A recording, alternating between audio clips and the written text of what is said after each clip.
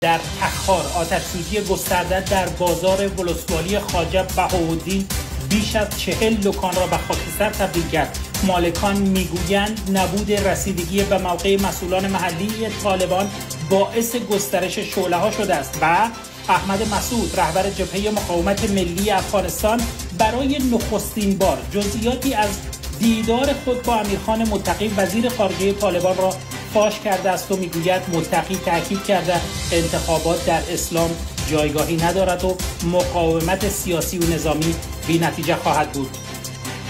سرخط خبرها. مقامات در اوکراین میگویند شب گذشته بزرگترین حمله پهپادی روسیه انجام شده است. ساختمان اصلی دولت در کیف هدف قرار گرفته است.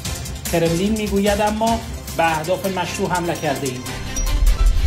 و روزنامه گاردین گزارش داده است که جمهوری اسلامی عقب